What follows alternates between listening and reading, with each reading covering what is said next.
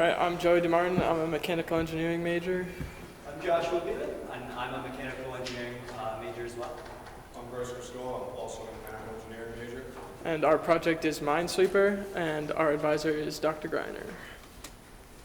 So our problem statement is there are 61 countries around the world that are contaminated by landmines. These landmines are hard to disarm or detonate without risk of serious injury. Over 100 deminers are killed or injured per year due to accidental detonation during clearance. Our solution is a land-based detecting drone that will locate and detonate anti-tank mines. There are other similar products like this, but our goal is to make a more compact and affordable device.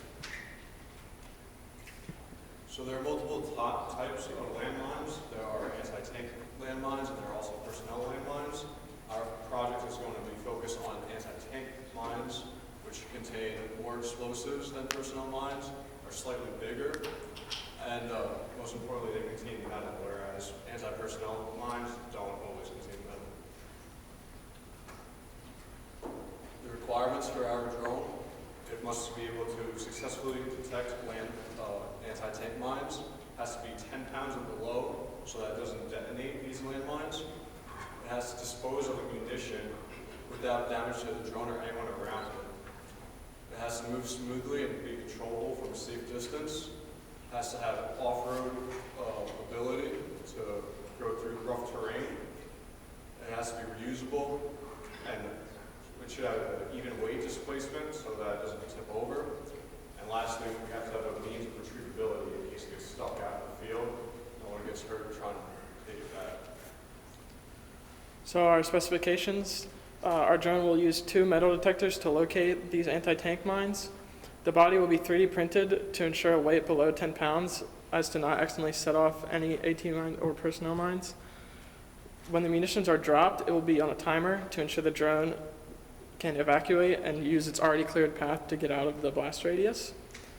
The drone will be controlled by the user using an RC microcontroller. The drone will use 2 oversized wheels and 2 motors to allow it to travel on different terrains. The drone will have replaceable batteries and will be able to be reloaded with munitions. The drone will have an even weight to not have any pressure points to accidentally set off a drone as well. It will also have a reeling system attached to the controller to retrieve the drone in case of any malfunctions. So looking at our basic equations, we know that most of these landmines set off with anywhere between 200 and 500 pounds of trigger force. That is because you want a vehicle to run over it and it to be set off then, not when a human steps on it. These are much bigger explosives and are much easier to detect as they are near the surface and the trigger must be exposed to the top ground to contact the vehicle that may run over it. So to calculate the munition we would need to drop to set off said landmine, we found a blast equation that shows the overpressure per distance for 1 pound, or 1 kilogram rather, of plastic explosive. So by extrapolating the overpressure needed to set off the landmine, you can see that we would need to be within 6 meters of the landmine to set it off. This is well within our device's capability, as the range for our sensors that we're going to use is only 60 centimeters. So we will be well within our range. So to find the appropriate motors, we figured that since this device may be going off-road, that we don't want it to get stuck, obviously. The mass of the robot is 11 pounds, so we want this to be able to propel itself almost vertically if needed. So we calculated the torque needed to move the robot in basically almost a vertical manner if needed. We also, as you can see, have 2 wheels for our tank-driven device almost. And this is to have it maneuver in a very easy and controlled way, as well as distributing weight and leaving our sensors on the ground. So this is a diagram of the logic that our drone will be following when we write our code. So it represents how the drone will be controlled, search for mines, and evacuate when the munitions are deployed. Looking at our design, you can see that we have 2 different flags that represent communication from the drone to you. The sensors will sense where the metal object is and relay a resistance to our Pi that will just tell you where it is based on the position of our flag. These are connected to servos, and the position is related to the resistance that the Pi is seeing, which is also the distance from the device. You can see the dark blue part is where our charge would be put, and is controlled also by another standard size servo, and can be controlled from the remote to activate. The pink device you see is just a lanyard ring. These larger robots you see diffusing landmines can get stuck and actually set off the landmine themselves. Our novel idea is to make the device small enough to be able to be pulled back from the device if something were to go wrong or if it was stuck. Going to the actual electrical breakdown, since our sensors have a 60 centimeter range, we must place them far enough away from any magnetic components as they would set off the sensors. So you can see that we've done such. And we've also placed the center of mass behind the front wheels to keep it from rolling. We have 3 standard size servos, which we will use from WOKS, to control both the flags. The output of the servos, power rise, doesn't matter as they are just communicating with us. And the last one is just to drop the 1 kilogram explosive. The Arduino is the actual thought process and communication center of the robot. We are using 2 brushless geared motors to move our drone, as well as a 2,000 milliamp battery, which would be plenty long enough for 30 minutes of deployment time. All of this is modular and can be replaced, as this might be damaged in the field, is doing a very difficult task, and we don't always expect it to come back in one piece. So the modularity will be very convenient as replacement parts and service goes. This is our budget, our BOM rather. We are well under budget. We have at least $30 left over. Most of these components have been given to us from WOKS. The things that we may have to acquire are the transmitter, the battery, and we're going to have to 3D print the body. Other than that, most of these components are off the shelf and pretty standard components for most RC cars. So this is our work breakdown structure for our project. It's split into mechanical, electrical, testing, and management. So for the mechanical side, we will going to focus on the body and the retrieval. The electric side will focus on the drive system, the disposal system, and the detection system. The testing shows how we're going to test our drone. We will make sure that it has smooth movement and control, as well as being able to detect mines, which will be represented by a piece of metal, and that we have to drop the munitions in the range and evacuate the drone. The off-road testing will be done by driving the drone over various terrains. And then the management lays out how we're going to complete this project. So as for our schedule, over this past fall, we had worked on just basic research and agreeing on the design that we were all happy with. And then moving on to next semester, we're going to start our software design, our electrical design, and we're going to start testing our proof of concept until we're happy with it. And this is a visual representation of our Gantt chart that has all of the testing and design points in our schedule laid out. Special thanks to Dr. Bednarz, our advisor, Mr. Dr. Greiner, and Dr. Anaya for helping us out. Any questions?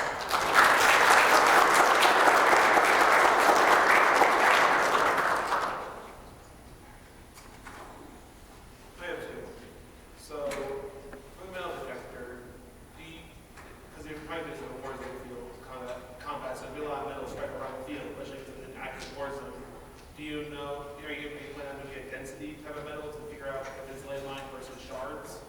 So the nice thing about this is, with the flag system, we can feel out how large the actual device is. That's why we have our 2 sensors on either side. So you can feel the edge of the device. A shard would only give you a certain amount of resistance because it's only so large. Your flag wouldn't go all the way up. So you would be able to communicate with those flags how large the object you are sensing is, also how far away it is. So by driving around, you would feel out basically how big and how close to the surface the object is, and then you can go from there. Okay. And then also, for the Arduino, I make sure it has a practical sense make sure you have some overrides, because let's say if there's two anti-tank landmines near each other, so if one detects it, avoids a charge, and it starts trying to evacuate the area, then it detects another one, or another huge piece of metal. Would make sure that it doesn't try to stop itself, read through another flag. Yeah, try to make sure like once it then in charge saying get away this far away, no matter what. So the nice thing about this design is it always has a human factor involved with a radio controlled remote. So if anything does happen, you have immediately override control over the thing, and again, full control. So it should not happen, as well as the retrieval device that we have already built in. Okay. Any further questions? Sir?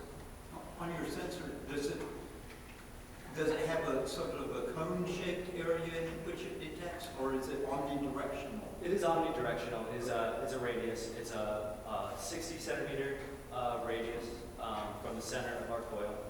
So you're basically sweeping, with two of those, you're sweeping something about 150 millimeters wide? Yes, we are. What's the output of your sensor? It is resistance based. So it is powered through our 12-volt battery. You mean the metal detector give you a resistance output? Yeah, so that's a built-in module that has a pulsing module already in it and is made to connect right to an Arduino off the power supply. So it has a frequency, like it's just a standard, I'm just gonna use it. What's the output? What does the sensor give you? It gives us resistance. How does it give you a resistance? It's a module itself. It has a pulsing module. What do you see like on that sensor? What do you see? And what's the means of the output? What is a digital display or is it? Oh no! It's an analog output. It's an analog output. How would you analog the output as resistance? What? Pretty sure. I'm not understanding the question. I mean, do you understand? Did you study that sensor? Do you understand what's the output of that sensor? Yes. What you can see. Yes, you connect it into the circuitry with the Pi. So you take a trigger sensor, just like our ultrasonic sensor, right? And it sends a signal, right? And it sends a pulse depending on the metal you're requiring. I think he wants to know what the operator sees. Yeah. Oh, well, sorry. I'm sorry. I was not understanding what you're saying. So what happens is our Pi will take our resistance in, and then it will put that into our servo, right? And the servo will raise and lower depending on almost like your gauge in your car. You know what I mean? You'll be able to see that from a long distance way away, as our flags are two different colors. So you'll be able to pose the left and the right, no matter how far it is away. And that flag will raise according to the level of resistance it is seeing. We'll talk later, but you don't understand that. I mean, you don't understand what kind of signal you're getting from that sensor. My point is this: most of the commercial metal detectors, they have a digital display or something which you cannot directly use. Do you understand my point? I do. Because you need to figure out you can see it doesn't mean you can use it because you need to send that to your controller. Like you can see the display, but because that's what they do, like you hear a beep, right? And that's what you use for this commercial things. But you need a signal. You don't just need a digital display or you need a sound or something. Well, Professor, what I was trying to say is this module is made to work with a Raspberry Pi. Like it's literally a Pi kit you solder together and gives just an ohm reading output that you can then interpret through the Pi. It has no digital output. It has no resistors. It has no sound. It is literally just the sensor itself with a power input and the output to So what's the output? It is a resistance-based output. That's what I was trying to say. So you put it like a certain current in, right? It gives you a resistance based off of what it's seeing back. So how are you going to use that resistance output? We would have to set up an experiment, right, to see what our materials output would be, and then from there, we would make that our... If it's a resistance output, you need some sort of bridge to get